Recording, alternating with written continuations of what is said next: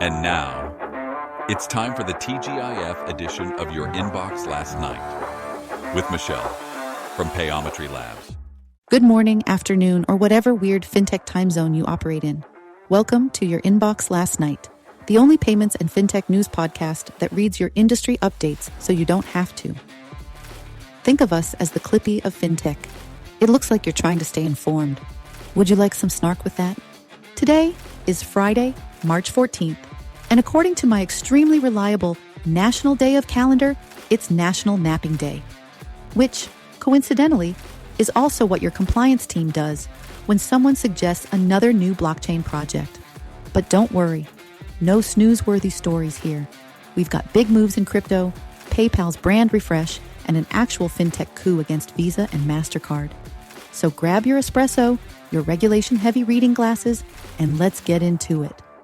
First, for today's top headlines, MoonPay makes a power move. MoonPay has acquired Iron, bringing secure stablecoin payments to its customers and partners. With Iron's developer-first APIs, companies can now move money in real time and even make money on their reserves via U.S. Treasury bills. Nothing like making money on your money. SoFi locks in a $5 billion loan deal. SoFi has finalized a $5 billion loan agreement with Blue Owl Capital, marking its largest deal of this kind. The 2-year agreement focuses on personal loans, with Blue Owl betting big on SoFi's lending platform. If you're wondering, Blue Owl manages a casual $250 billion in assets. So, yeah, they have some confidence in this one. And now, for today's installment of Elizabeth Warren versus the stablecoin bill, the soap opera that asks, are there any other Democrats working right now? Senator Elizabeth Warren isn't here for the new stablecoin bill, calling it a free pass for Elon Musk to launch X money without proper consumer protections. Because if there's one thing Musk needs, it's even more financial control. Pro tip, don't stand in the checkout line behind somebody with a U.S. government-issued credit card. USA. Today reports that Doge has axed 200,000 government-issued credit cards to curb federal spending. Though disaster relief cards remain intact, allegedly, simple day-to-day operations across 16 government agencies are said to be severely impacted. Like the FDA not being able to purchase lab supplies?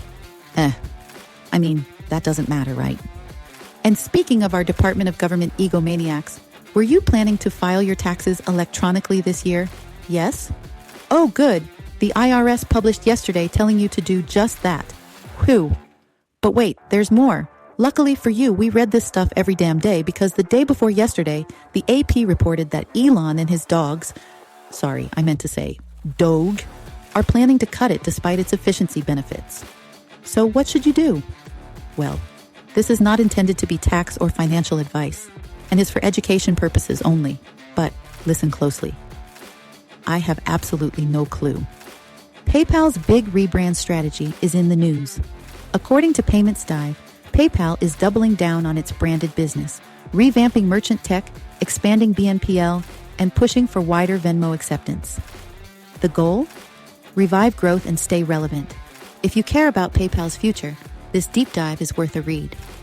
And now, in our Nothing to See Here segment, the Wall Street Journal reports that the Trump family has been in discussions with Binance US.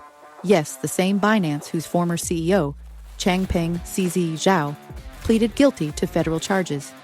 Meanwhile, CZ is hoping a Trump presidency could mean a pardon for his past sins. Coincidence? With no shade to anybody at the White House, of course, we say, probably not. While the article doesn't explicitly link these two events, one can't help but connect the dots. CZ needs a get-out-of-jail-free card, and the Trump family will own a significant chunk of one of the world's largest crypto exchanges. What could possibly go wrong? I'm old enough to remember when the Washington Press Corp was outraged over FLOTUS ordering some new China. Selling pardons for billions, though? It's fine. This is all fine. And now, it is my pleasure to introduce the hottest new celebrity in all of payments and fintech. The only fintech dude People magazine is considering for this year's hottest cover story, our very own Mr. X. Oh, shucks, ma'am. Well, I'll just be over here blushing like a happy mule, but hold on to your British tea and crumpets, friends, because Mr. X has just spotted Barclays cozying up with Canada's Brookfield Asset Management in a sweet little £650 million UK payments deal. Barclays offloading its merchant acquiring business might seem like routine financial housekeeping, but we wonder, is there more lurking beneath the surface? Could Canadian private equity be eyeing deeper roots in the UK's financial garden to build strength against the Trump tornado? Or is Barclays just quietly tidying up before an even bigger move? Let's just say, Mr. X wouldn't be shocked if this sale sets the stage for more cross-Atlantic M&A or a major strategic shift. Keep an eye on this one. Things may get maple syrup level sticky. Speaking of drama, the Consumer Financial Protection Bureau is now at the center of 2025's juiciest workplace showdown. Word from the inside is they have pulled the plug on diversity, equity, inclusion, and accessibility initiatives faster than you can say office memo, and they're downright acrimonious about it too. Pronouns banned in email signatures, criminal investigations for non-compliance.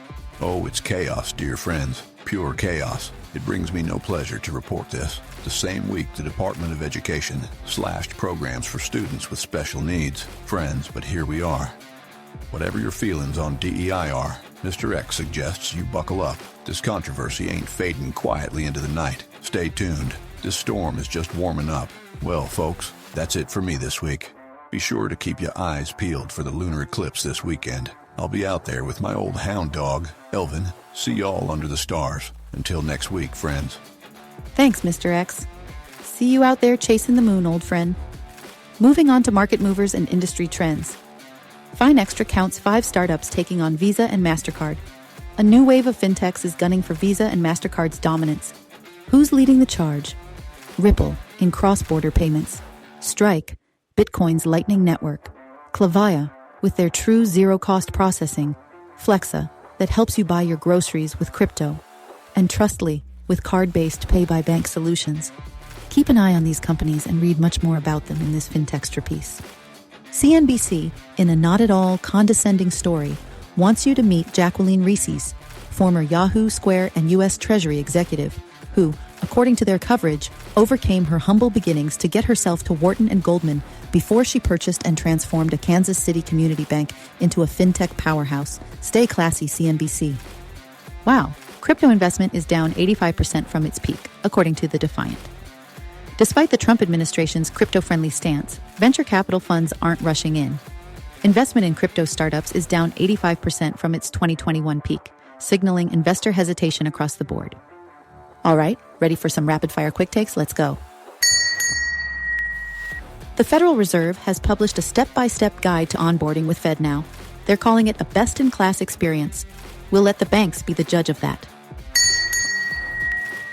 MasterCard has released a What You Need to Know guide about contactless payments.